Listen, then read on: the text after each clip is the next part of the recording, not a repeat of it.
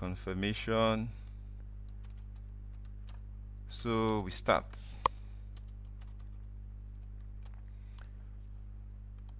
Okay, so once again, welcome to this month's webinar, August 2017. And this webinar is on what if analysis and solver. These are tools in Excel that are specifically used for planning. So you have goals, you want to see what you need to do to achieve those goals, then you want to check out Goal Seek. So I have here some 3 different scenarios, example cases, which I'm going to walk you through. So we'll be able to together understand how it works and then how you can use it. And then the second and third tool, scenario manager and data table. Again, I have an example which we will together walk through, and then I'll explain to you how scenario manager works, and I will also use the same example to do data table.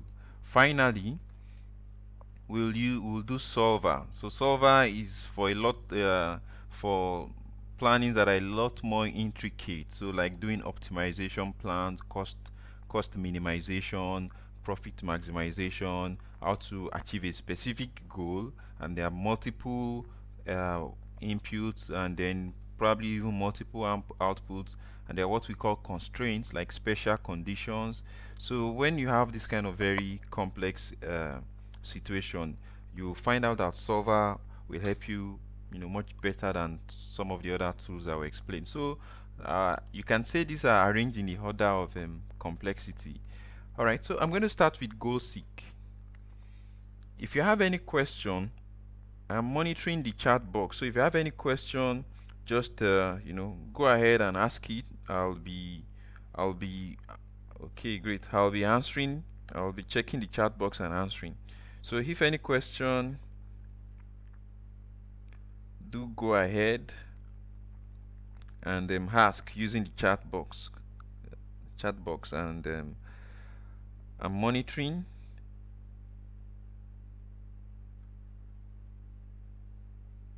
And we'll definitely answer.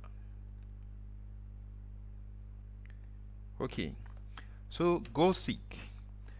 Goal Seek is one of the tools bundled together as WhatIfAnalysis in Excel. So you find it under Data menu, and you'll see WhatIfAnalysis.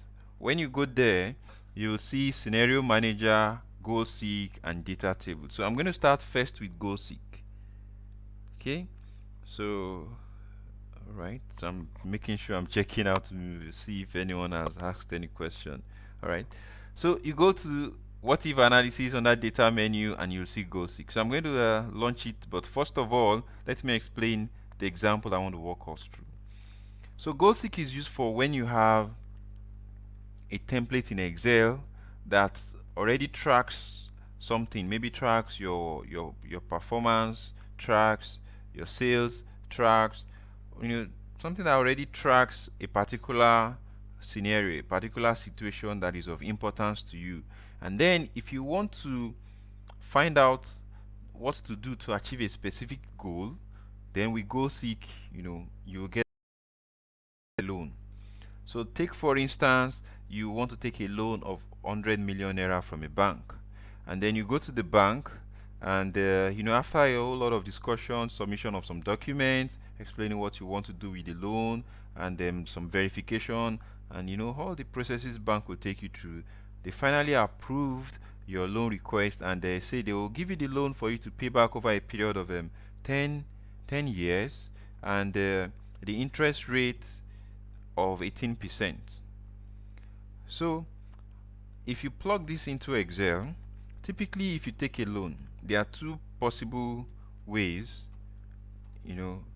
that the bank will want you to pay back through. There is one we call constant payment, meaning you keep paying the same amount of money if it's a yearly repayment, every year.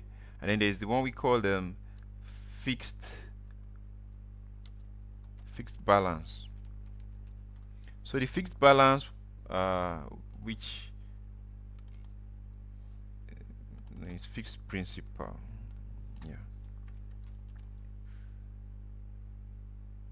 fixed principal.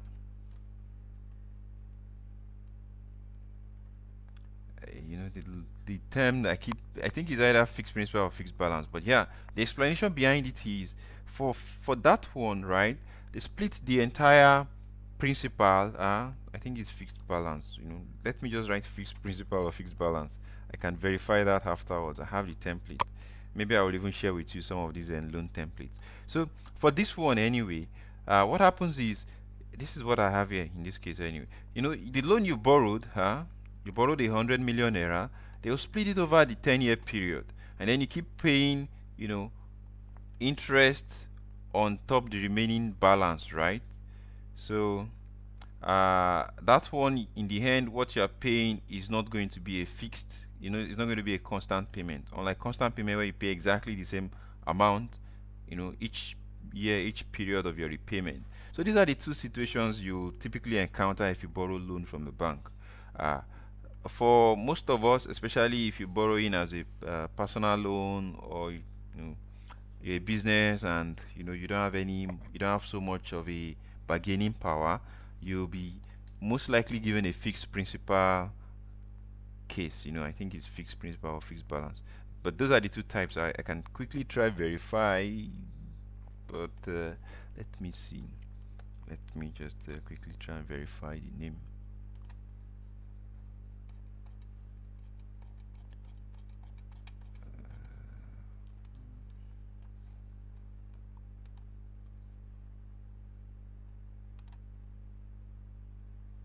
Okay, so it's a fixed principal. Yeah, so I'm correct. Fixed principal. So for the fixed principal, every time you keep paying exactly the same amount to cover for your principal. So now let's talk about this case. Assuming this is the case for your loan, then there's a formula in Excel that you can use to immediately calculate. It's called PMT, to immediately calculate how much you will need to pay back every period to cover both your interest and principal. So the way it works, if I use this so I can easily explain to you. So what is the rate the bank is giving you the loan at? The bank is giving you the loan at 18%. And then for what number of periods? Period could be years, since this is a yearly interest rate. Then the year and the period and the rate should agree. So since we are using yearly interest rate, then the number of periods should also be in years.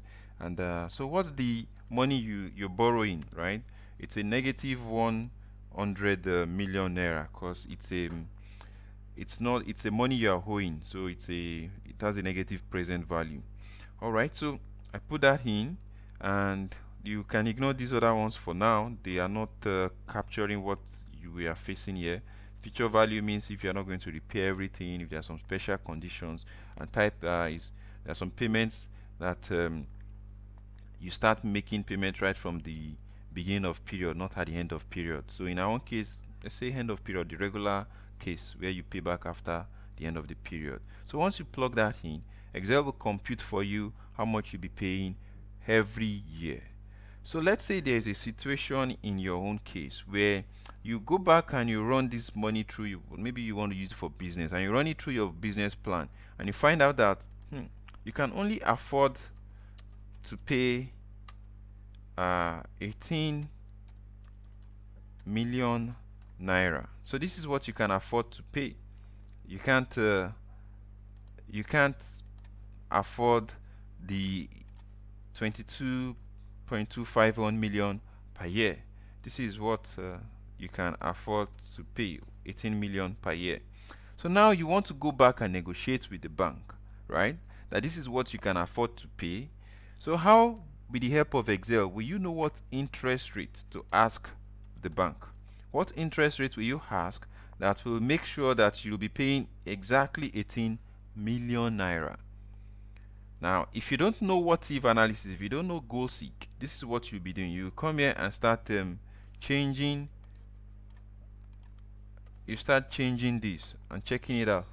Okay, it's dropping, and then you keep doing trial and error, right? This can be time consuming if you don't get to the answer quickly, and very rarely will you ever get the accurate answer. You keep typing figures and it's be getting close, and then you keep modifying, and like that. So why not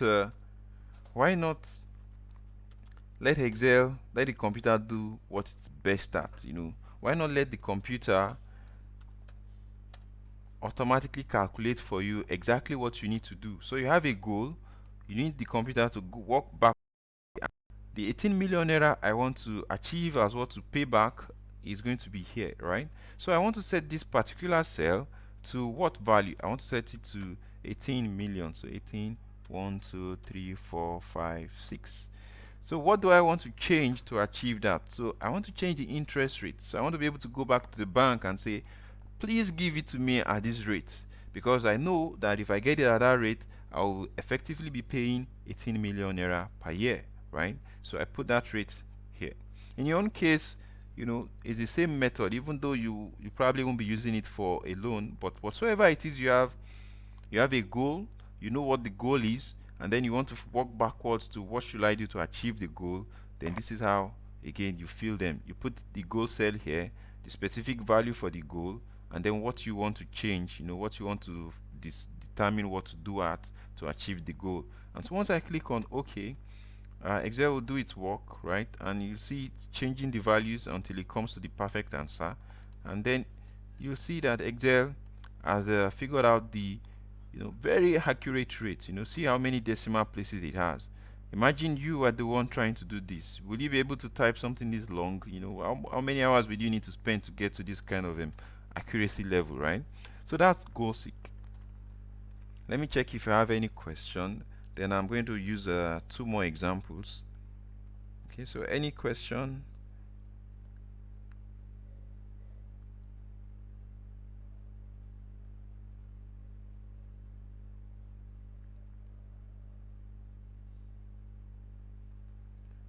Okay. All right. So if no questions, I'll keep on. Okay. So using the second example I have here. So the second example is this. So assuming this is not the situation anymore, right? This is the situation. The loan you are given is using the fixed principal approach, right? Meaning that this is the way your loan schedule, we call this loan schedule. So this is the way your repayment plan is like. In the first year, right, this is the loan amount, and then you have to pay 10 million naira, right? And so the interest and the okay, so maybe I'll use this opportunity to walk you through how I calculated this entire thing, right? So I'm going to delete everything I have in here. Okay, great. So you took a loan of 100 million naira. You have to pay back in 10 years, right? And then this is the interest rate you are given at. If they are using the fixed principal approach, meaning they're going to split the loan amount divided by the number of years, right? And so we're expecting you to pay this money. We're expecting you to pay this money every year throughout the duration of the loan. So that's how the bank gets back the loan amount. But then again, you have to pay some interest. So that's why you have this interest rate, right? So at the beginning, this is the total loan amount, and that is what the interest will be calculated on. So the interest is actually this, right, times this interest rate, and that again so in the first year you'll be paying to cover both interest and principal, right? So that is going to be interest plus principal, right? And then in the second year, what will happen is the loan balance will have reduced, right? So the loan will have reduced by how much you've already paid to cover the principal. So right, so this, I can keep dragging this down, and then it will tell us how much you are paying to cover the principal. And then I can also drag this down to determine how much is the interest you are paying, and I can drag this down to determine how much in total you are paying each year, and I can sum them up to find out how much you'll be paying back in total, right? So this, what you're paying back in total, is what is going to be here. So more like I did this equal to this. So this is just to show you that for goal seek, it doesn't have to be something this straightforward. The calculations can be this elaborate where things are linked together. So I have something here, and then the result that I'm monitoring is linked to another, kind of elaborate calculation. So how will I use goal seek in this case too? Say for instance, the same situation, you can afford to pay, maybe in total you can afford to pay, let's say in total you can afford to pay 180 million instead of 199 million, right? So how do you do the goal seek to figure out what interest rate will then make you pay 180 million in total, right? So again, I go to what if analysis, goal seek, and then the cell where the goal I want to achieve is the 180 million that I want to make the total loan amount I will pay back is going to be here, right? So I want to set that to 180, then 1 2 3 4 5 6, so 180 million naira. And then what do I want to change? I want to change the interest rate. So I want to change the interest rate, and then I want Excel to tell me what interest rate will allow me pay 180 million naira. So you can see in this case it's saying at the interest rate of 14.545, or you can see how really accurate it is. Then at that rate I'll be paying 180 million naira. So let's say I go back to the bank, and the bank says, not possible, that the not possible to pay less than 18% rate. So if they tell me that the rate is not going to be is not negotiable, right? So what will I want to do? So now rate is not negotiable. I say I have this goal in mind. I can decide to fiddle with the payment period. So it's not always that only one any of your inputs. You can decide to modify any of your inputs. So I'm going to go back to the what if analysis, goal seek, and then this time around, when I'm choosing the, so again it's this to 180 million, 1 2 3 4 5 6. So when I'm choosing what to change, I won't be changing interest rate since the bank has notified me that that part is not negotiable. So I might want to change the payment period, right? So if I do okay, that will figure out what payment period will work for me, right?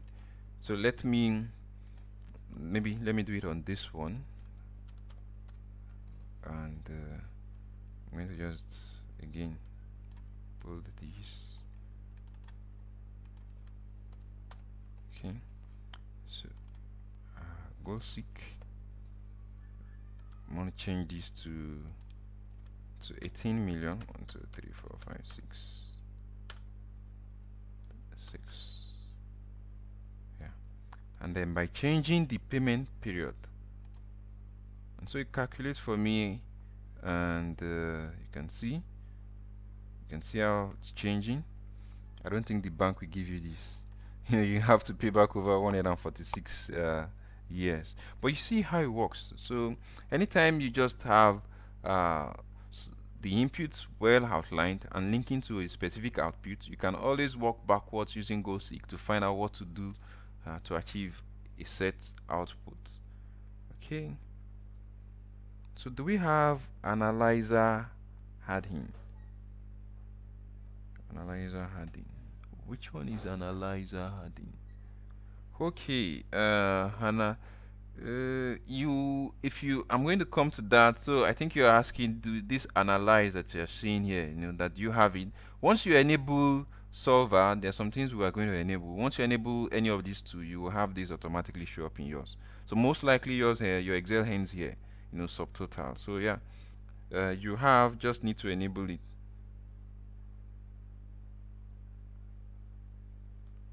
So just need to enable it. We'll show you how soon. Okay, so thank you, Fola, for that question. Continuing, Hope we are all very clear with how GoalSeek works. So one more example before okay, not even one, two more examples, so that way I can stretch it to, because I notice from my trainings that a lot of people in the situations they have are the kind of situations that GoalSeek comes in very handy, but again they are not able to transfer the knowledge I've given them into how to apply them in their own specific situation. So let's say you're an HR person, you're not a finance, you're not a loan kind of person. So in this example I have here, if you have the breakdown of your salary scale, like your salary, people's salary anyway. So someone who is getting a 10 million naira annual net pay, right, is going to be, when you add up the pension payment, the pay tax, then a 10% allowance. This is the person's gross salary. Now, this is actually a live example because there was a training I was having, and the HR person, after I had explained this goal seek using that loan scenario, said, our own case is not a loan, but it's this situation where there are some people they are trying to employ, and then maybe the salary scale for the role is a gross amount anyway. So the salary scale is maybe between 12 million and 14 million gross.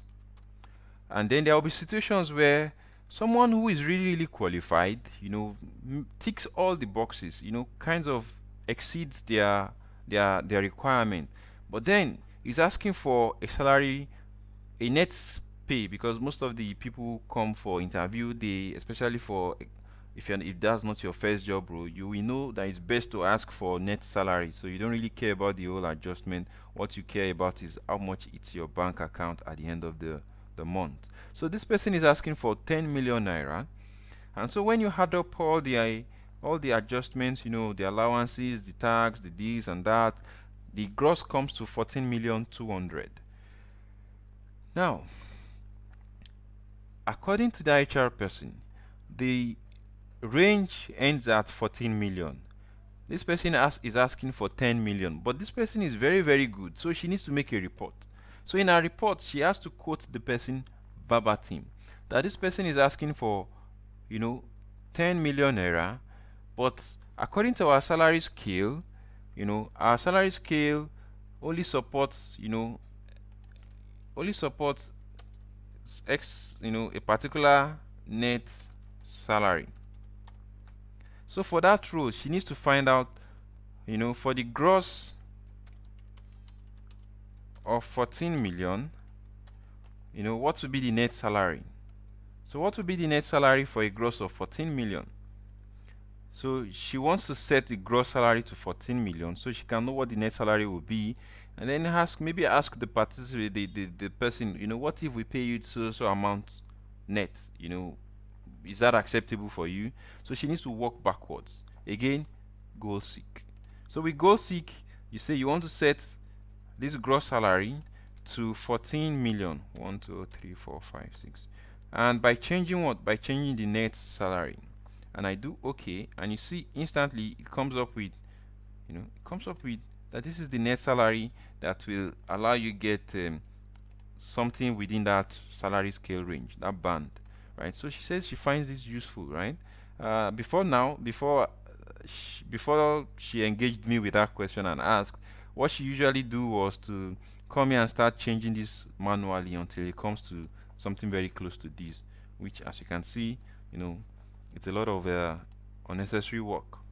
So another example, so maybe you're a salesperson or you're a businessman, and you're trying to do some analysis as to, okay, we are trying to introduce this new product, and then to set up the production, we're going to incur some fixed costs of 10 million naira, and then maybe that product, some of our inputs, raw materials, the variable cost, per unit is 500 naira. If we intend to sell this thing at 800 naira per unit, so that would be per unit, right? So, what will happen is, if we sell 35,000 quantities, when you take your fixed costs, you take your variable costs. So let me just walk through all of this for us. So if you take the fixed costs, So if you take the fixed cost and then you take the variable cost, which is going to be the unit variable cost multiplied by the quantities, and then you take the total cost, which is going to be the summation of these two, and then the revenue is going to be the selling price per unit times the total units, and from there you can get the profit. So profit is going to be total revenue minus total cost, right? Now what if you want to know your break-even quantity? At what quantity will you have covered both your fixed cost and your variable cost, right? So you want to know your break-even. It's called break-even analysis. So you want to know your break-even quantity. How do we do that with goal seek? Very easy.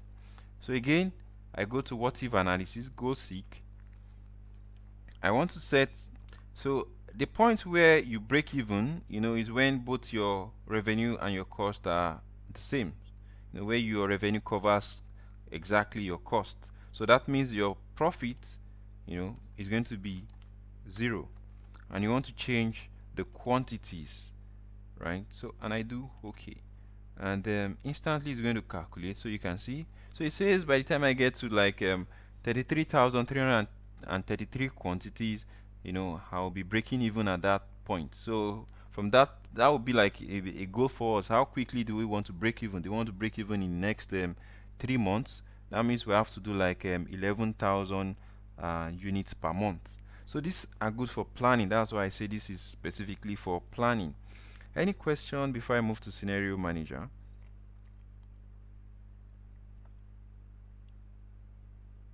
Okay, so no question. Moving on to scenario manager. I hope you can all still hear me clearly.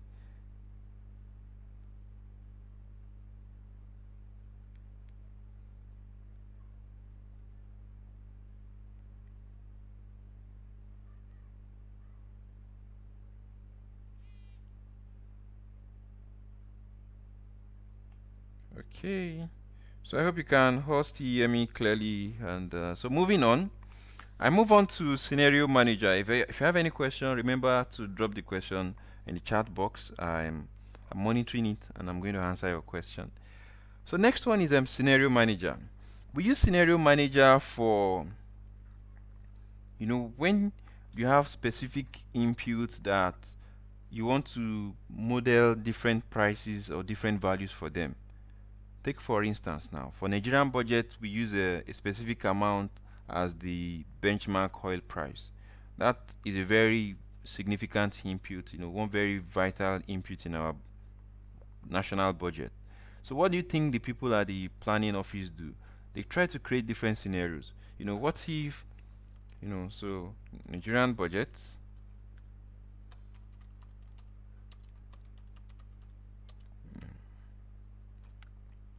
it's heavily dependent on oil price, right? Because our revenue, government revenue, is majorly from oil exports. So now what they will want to do is, okay, let's create like maybe 3 scenarios around the oil price. So we say best case scenario, we can say likely case, and we can say worst case. So best case, maybe oil goes back to like, goes up to like $80 per barrel.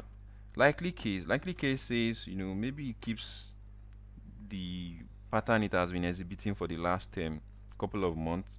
So let's say, it sticks to like that $50 per barrel. And what is worst case? Worst case, maybe, $40 per barrel. Now, what will be the effect on the entire budget? So, what will be the effect on this?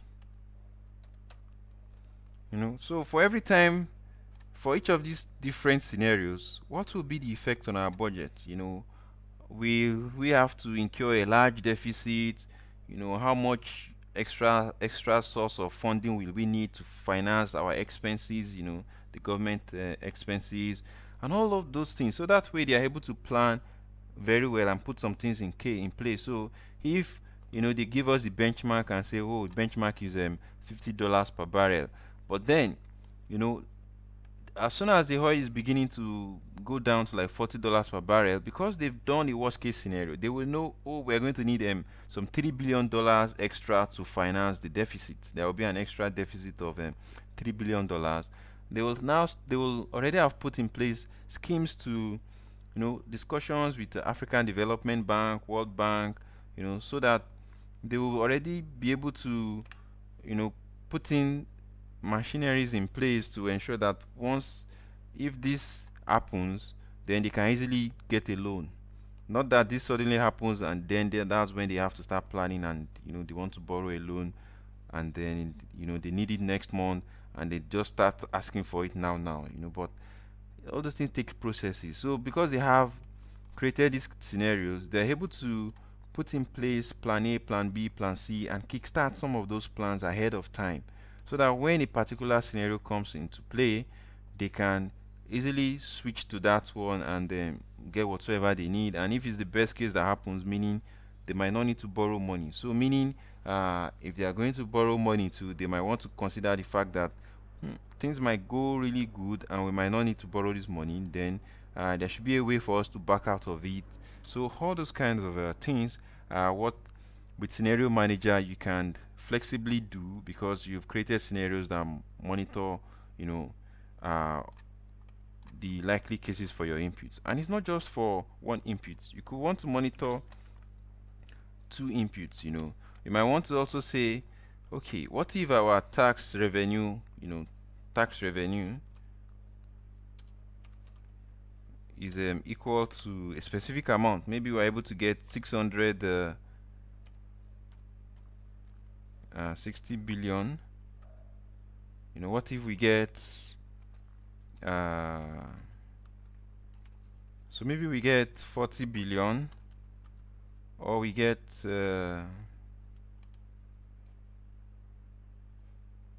tax revenue 50. Right, so you can even decide that you want to model more than one input. So I might decide, okay, what happens if this situation is what is happening in this case, in this other case. All right, so that's what we use scenario managers for. Scenario manager is to create this kind of different scenarios. You want to build a house.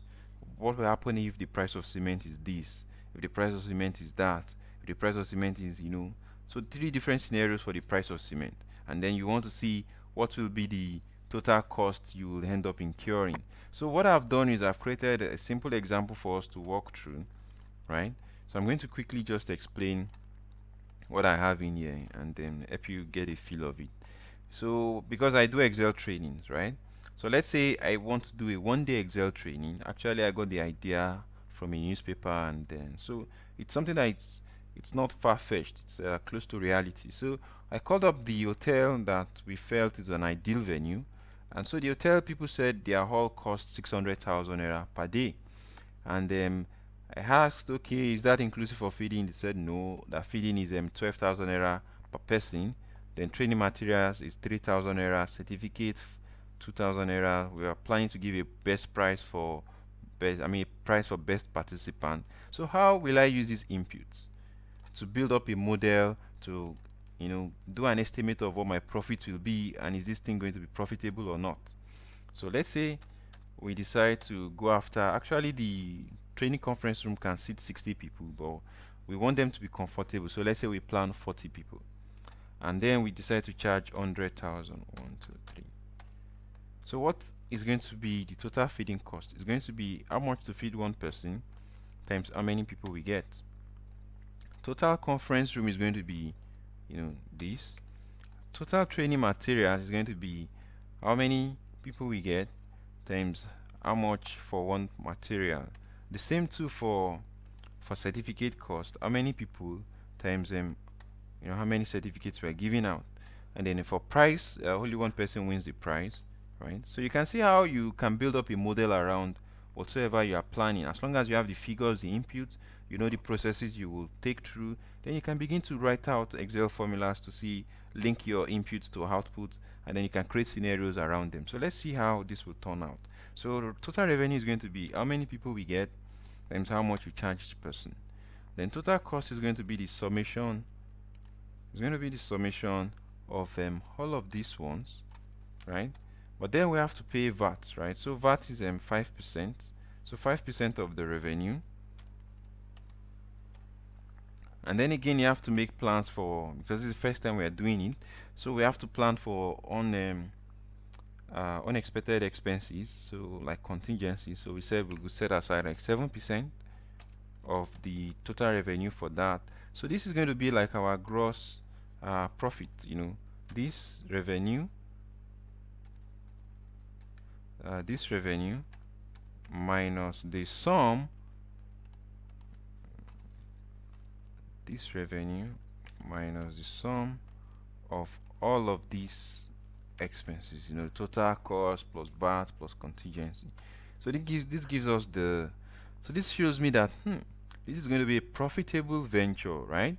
But then again, say I have different, I want to be much more realistic, so I can take that as best case and say, okay, that is going to be best case.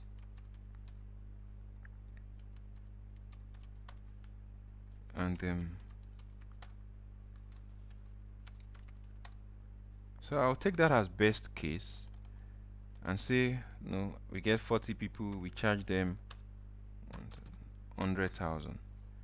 But then, you know, if we want to look at our previous training, what do we think we can achieve, you know, looking at the trend of trainings we've done before?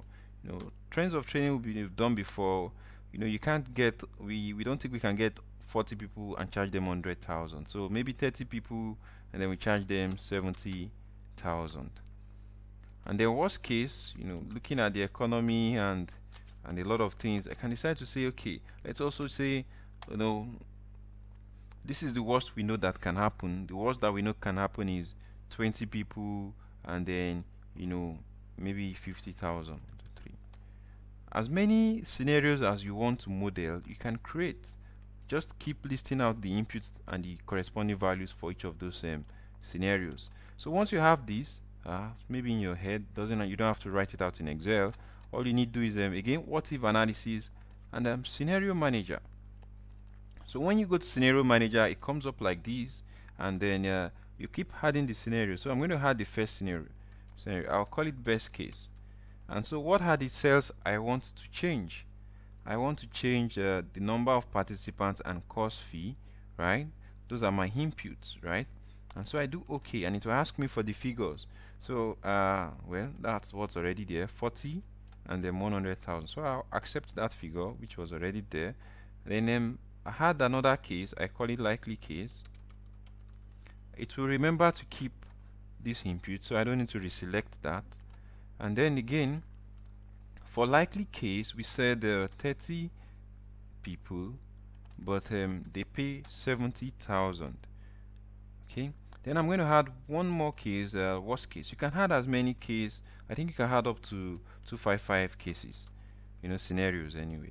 So again, for this one, I'm going to say 20 people and 50,000. So once I'm done, I'm going to tell scenario manager to give me a summary of all of these different scenarios. So I'm going to click on summary, and then I'll tell it I'm interested in monitoring the effect on this gross profit, right?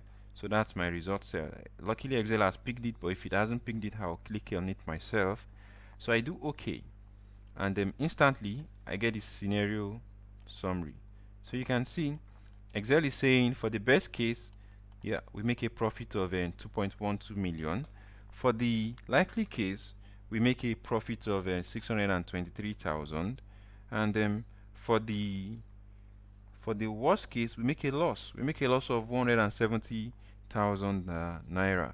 So it's now, we can use this for planning, or even if I'm going to present to my team, I can show them and say, okay, under these different scenarios, you know, this is what will happen.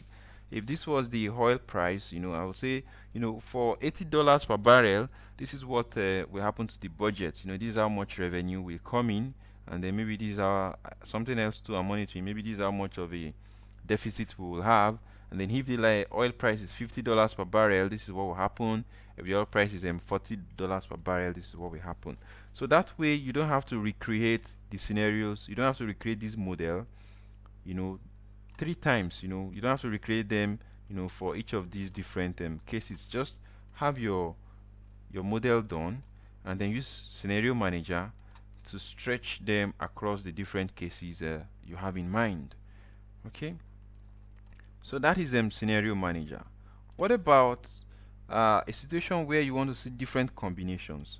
So I want to see different combinations of okay, say we get 10 people, we get 5 people, we get 10 people, we get, so all these different combinations of how many people we can get.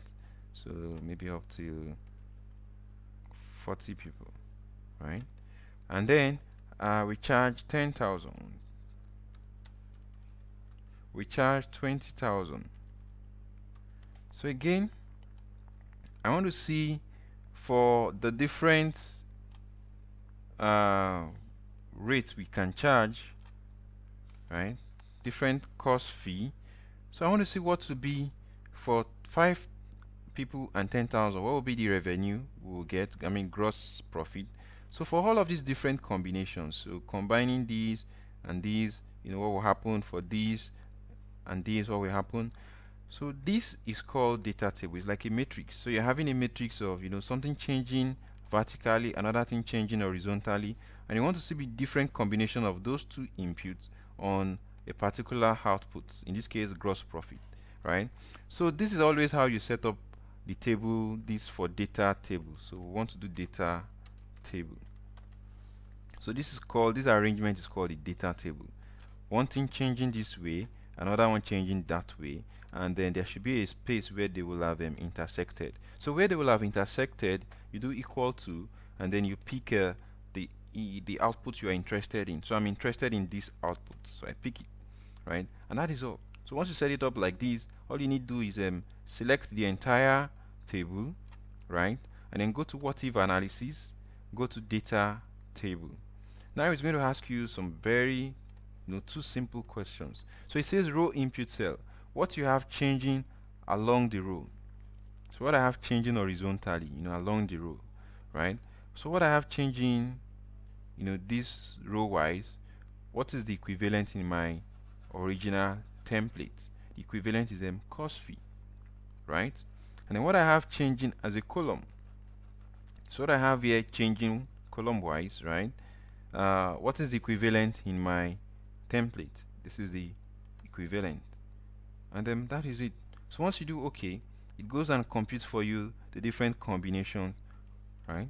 So it shows us that at price of 40 people and 100,000 naira price, you get a profit of 2.12 million, which exactly is this. And then at the one of 30 people, at the price of 70,000, see, 623,000, right? Which is, let me just single them out. So you will notice that this, and the one of 20,000, and we get how much? Let me go check it out. 20,000, 50,000 naira. 20 people, 50,000 naira. This one. So you will notice that this 170,000, see, then this 623,000, see here, right?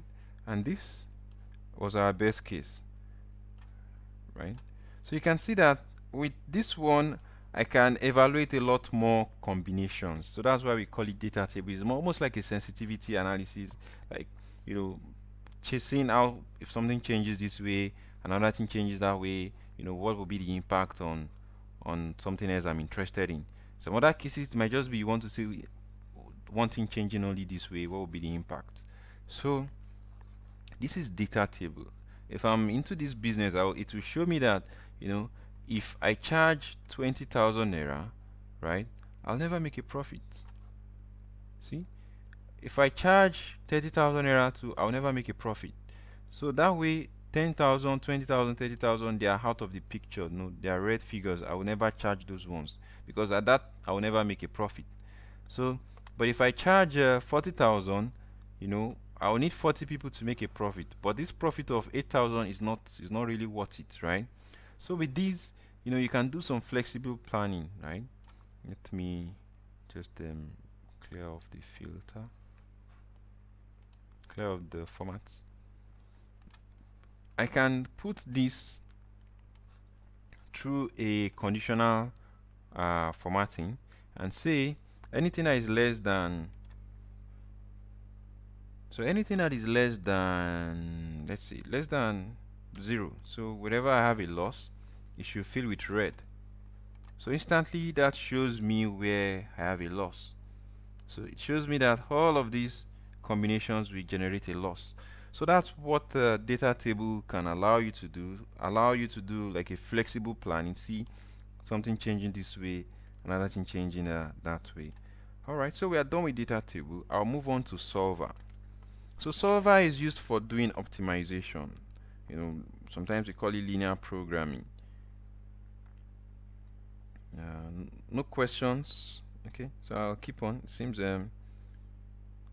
okay, so there are questions. Great. Yes, there will be the recorded version will be available. Yes, yes. You can view the webinar after on YouTube after now.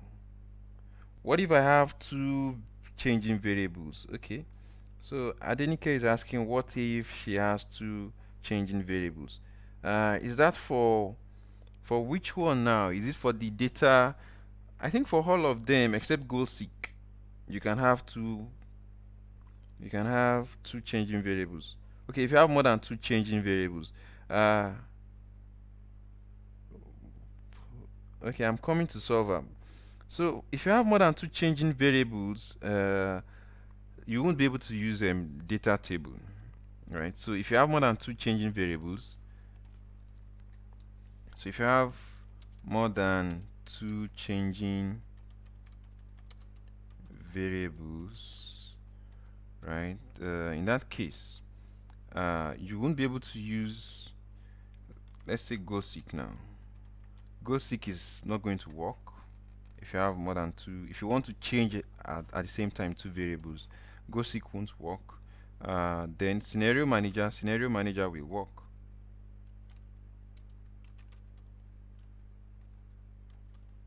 Scenario manager will work, but data table won't work, right? So data table won't work, but this one will work, right? This won't work, this won't work. Once you have more than,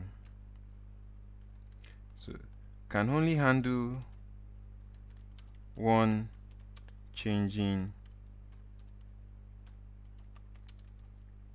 variable. This one can handle, I think, up to 255.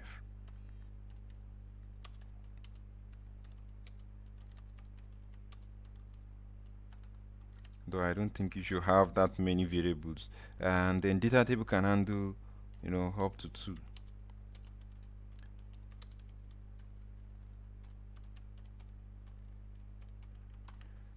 So those are their restrictions. If you have more than 2, then only scenario manager. Okay, so let me check if any other question.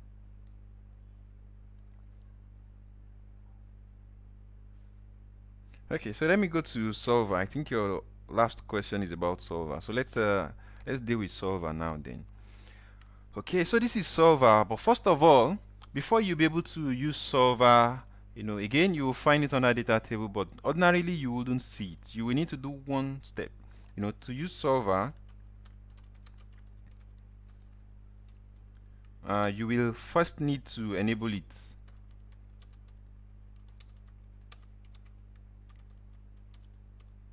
So to use solver, you will first need to enable it, right? So let me show you how you enable solver. You go to File, and then you go to options, and then you go to headings.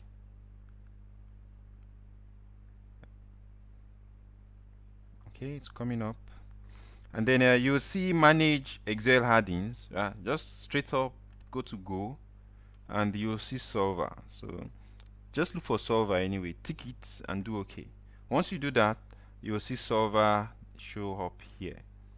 Alright, so that is how you enable it. Now what do we use solver for? Solver, we handle multiple. So let me see. Solver will help you handle multiple variables, but then allows you to put special constraints. Special constraints, we call them constraints anyway. Okay, this thing can change but cannot change beyond this range. So that's the real value in solver, in that you can specify special constraints. Okay, we can use this machine only 4 times a week. Okay, this warehouse can only, okay, so let me walk you through the example I have anyway. So here is for a warehouse, right? So if you are into FMCG or retail, so what will typically happen is, if you will have centers where you store in large quantity your products. So say for this particular company, they have two warehouses, warehouse one, warehouse two, and then they have different customers they can supply. But now these different customers are located in different places. Maybe this customer is located in maybe this one is located in Ibadan, and maybe this other guy is located in Kwara, and maybe this other customer is located in Abuja, and this customer is located in Warri. What will happen is, the cost of you servicing the customers from the warehouses will be different. The cost of transporting your goods from this warehouse to this particular customer will be different from the cost from this warehouse, because typically you will want to strategically place your warehouses, right? So the warehouse that is closer to Ibadan is where you probably want to transport your goods to the customer in Ibadan. And then, but this can get really complex, because when you have plenty goods, and maybe when there is unlimited goods in the warehouse, such that it's not like any warehouse can run out of goods, then you can always say, compulsorily anything Ibadan customer orders for, Kwara customer orders for, should always come from warehouse one. But then that's not the reality. There will be times where customer Ibadan is ordering for things, and what you have in stock in warehouse one is not enough. Or there will be some special situations anyway where it's better to have a template, something that can factor in all of those constraints. So we'll say, okay, in this particular warehouse, maybe we have just 60,000 quantities, volume of product. In this other one, 80,000, and these things change. So there will be something that fits this. So whenever these figures, they are always being updated, then your model will always tell you, okay, to service. So you have orders now. Say for instance, you have customer one has ordered for. So customer one has ordered for 35,000 products. Customer two, 22, like this, like that, right? And then you want to find out, how do you optimally supply these customers from the two warehouses, so that you will be having the least shipping cost. So the cost of you transporting the products per unit to each of these customers, this is it. So the fuel cost, the everything cost, when you break it down per unit, this is what it comes to, right? So we want to do a model. We want to do something like an optimization model that will help us determine how to mix up the supply across these two different warehouses. And then to do that, we have to use solver. So it's called an optimization model. You want to optimize something. Like in this case, I want to optimize my shipping cost. I want to spend the lowest amount of money to ship my products to the customer, right? So let's see how it works. Anytime you need to do stuff like this, then solver is your go-to guy whenever you have multiple variables and there are some special conditions, like you cannot do more than 60,000 from this particular warehouse. You cannot do more than. All right, so let's work it out together. I go to the solver, and okay, I think I have to delete reset all. Okay, great. All right, so now what do I want to achieve? What is the particular objective that I'm interested in optimizing? In this case, I want to optimize my shipping costs, so I pick it. Now what do I want? Is it a maximization kind of optimization? If this was my profit, then I'll be doing maximum. So I want to see, how can I make the most money? But because this is my expense, I'll be doing minimum. But if you have a specific amount, maybe you really must do exactly a particular amount, then you choose the value of and put the specific amount. So this is almost like goal seek, except that you can handle multiple variables and then special constraints. This value of, in this case, let's do the minimum. So now I want to find the minimum shipping cost. So where are my inputs? So my inputs will always be in here. The total quantities I'm going to supply from warehouse 1 and from warehouse 2 to all of these different customers. So this is my input. Now what are my constraints? So we call it constraint, like what are the special conditions I want to take care of. So let's special conditions are these. Number one, warehouse 1 in total has just 60,000 units available. So the total that I'll be supplying from warehouse 1 cannot be more than 60,000. The total I'll be supplying from warehouse 2 can also not be more than 80,000. So that's my constraint number 1. So I'm going to add that and say the total from warehouse 1, right, cannot be more than 60,000. I had that. So total of all of this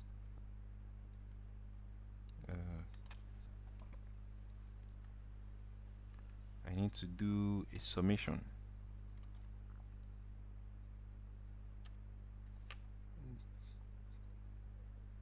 Okay, perfect. I already have it sum up here, so I'm going to just pick it here. So instead of doing the summation, I'll use this cell. So this cannot be more than that. I had it, and then this can also not be more than this, right? So less than or equal to. So I had that. And to be sincere, you can do them all at once. I can select all of these and say not be more than this. But since I'm explaining this to you for the first time, let's do them, like a step at a time. So that's handle that. Then the other thing is the total I supply to customer 1 should be exactly what they ordered for, right? The same thing too for customer 2, customer 3, customer 4. So meaning the total that I'm going to supply to customer 1, Ibadan, should be exactly what he ordered for, right? I had that.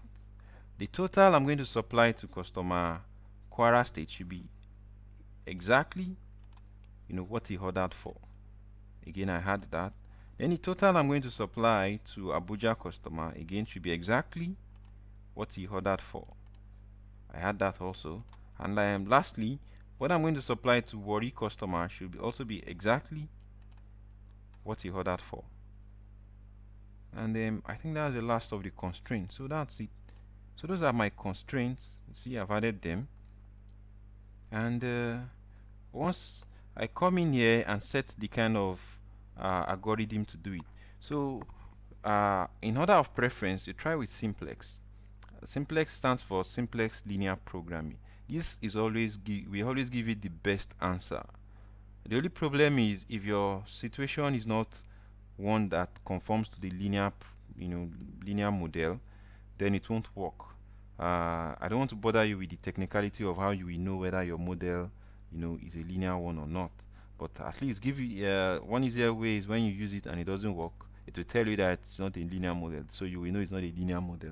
Then that way you can come and choose evolutionary, so it's more like it will just keep guessing and guessing and jumping here and there like evolution. The same way, if you believe in evolution anyway, same way some things find themselves and they optimize, some things die, some things continue. So I'm going to use simplex. Actually, this is a linear model, and then I'll run it. and then instantly it's going to come up with the answer, right? And I'm going to keep the solution anyway, so I'll do okay, and then you'll see the answer. It says okay, it's going to ship, you know, all of Ibadan and Kwara's quantities from warehouse 1, and then it will ship as much as it can, the remainder as much as it can for Abuja from warehouse 1, and ship the remainder, you know, for Abuja from warehouse 2, and all of Warri from warehouse 2. So instantly it helps me, and it calculates for me also too. Well, I've already put this in my model. It shows me what the total cost will be.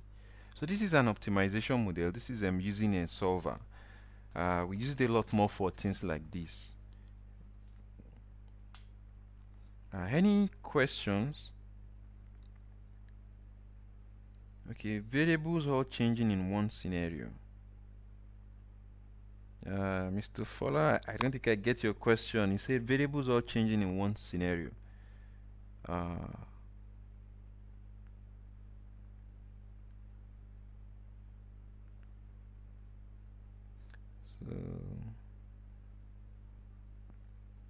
So I can't. I don't think I understand your question. Didn't get your question.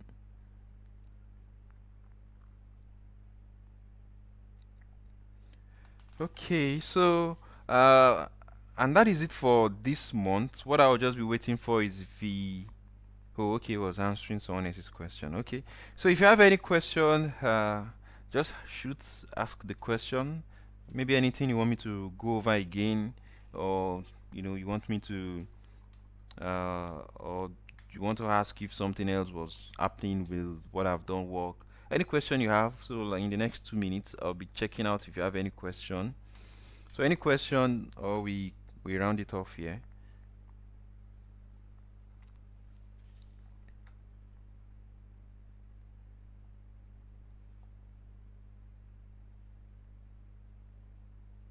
So any questions before I end the webinar?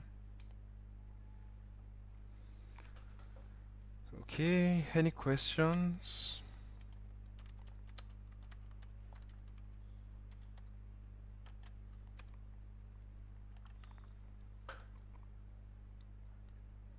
Okay, you want to confirm if scenario manager.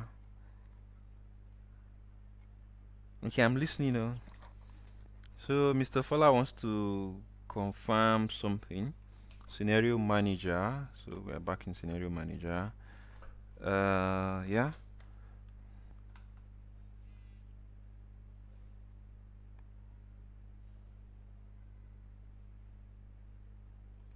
Okay, so can undo many changing variables in one scenario case. Okay, can undo many changing variables in one scenario. Yes. Yes, it can.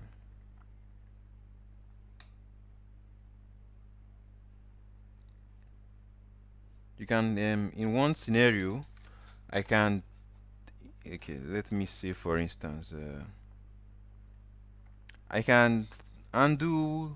This question is, can you do multiple, multiple variable changes? Maybe this is changing, something else is changing. As many as you want, up to 255. See, up to 255, it can handle.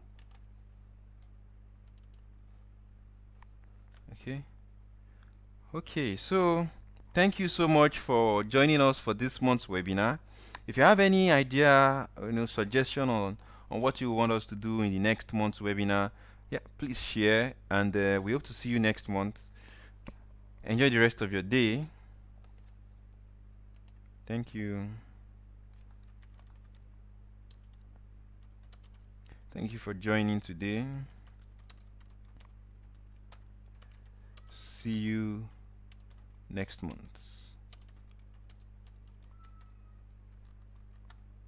And all right, bye.